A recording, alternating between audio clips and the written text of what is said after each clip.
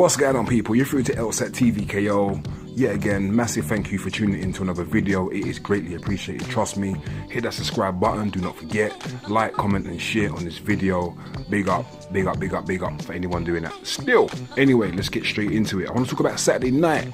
And I actually missed this incident, but obviously coming back home and checking through IFL TV and just going through various different boxing news outlets, I see there was a little bit of a confrontation between David Haye, his protege Joyce, and Derek Chisora. And obviously the last week or so there's been a lot of back and forth between Chisora and Joyce, and there was even a diss track that Joyce put out about Chisora, which was just hilarious.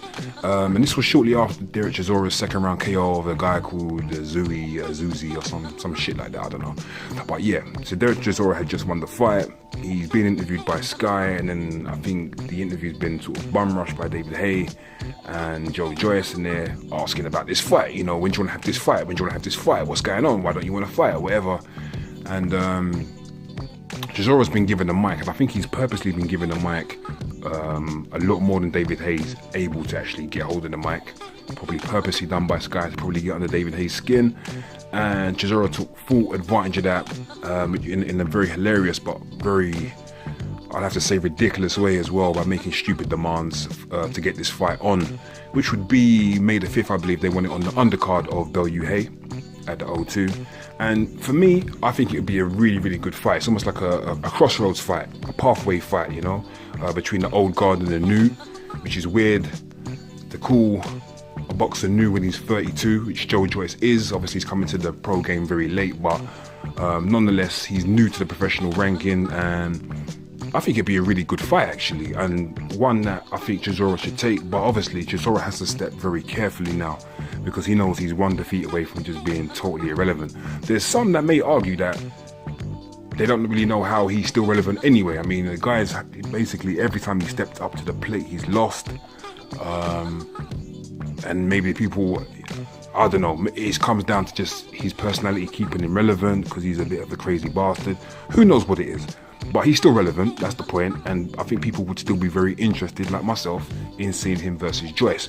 Anyway, the point of it is that Chisora turned around and said that in order for this fight to happen, David Haye would have to pay him his fight night wage against Tony Bellew in order to make the fight. The only way he would sacrifice that amount is if he was to lose to Joyce, in which case David Haye could only pay him £1. Ridiculous, really, innit? Like, let's be honest. There are some that might turn around and say, oh, but if David Haye was so confident in his protege, then, you know, why wouldn't he just accept it? But come on now, like, really? Would you? I mean, it just doesn't matter. Just in no walk of life are you ever going to accept those terms. It's just so stupid. It's just like the biggest dark live on Sky Sports that you are ever going to see. In fact, whether it's live on TV or not, it's just a blatant dark. And all this talk about, oh, well, Derek Chisora, you know, he doesn't duck anyone, he'll fight anyone. But nah, he just chose a very clever way to duck out of a fight. Just make no mistake about it, people. That was a duck. That was the biggest duck I've ever seen.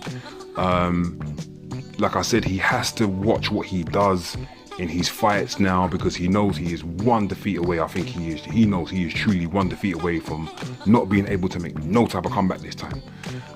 And to be honest with you, I think Joyce beats him. I really do. I think Derek Chisora is tough as old boots. He'll give anyone a decent scrap on his day. If you ask Dillian Whyte, I'm sure Dillian Whyte will agree with that. But I think Joyce beats him. I know he's only had 3 professional fights, Joyce, but everything he does so well. I like the look of him a lot. I think he would outbox Derek Chisora. I think he would beat him up in the process and potentially get rid of him within 10 rounds. I really do believe that. But yeah, let's not be fooled by what we saw on Saturday. It was very good kidology from Derek Chisora by trying to make David Haye look like a bit of a plum. And in a way he did, because the crowd was all up for it. But I think the crowd were just hyped because they were hyped, because they've been drinking and whatever. Bottom line is, you saw a blatant duck on Saturday night. I don't think Doughboy really wants it with Joyce, and to be honest with you, I don't blame him. Anyway, that's just my 2 pence on that little incident on Saturday. As always, I am Else. This is TvKO. and I'm out of here, man.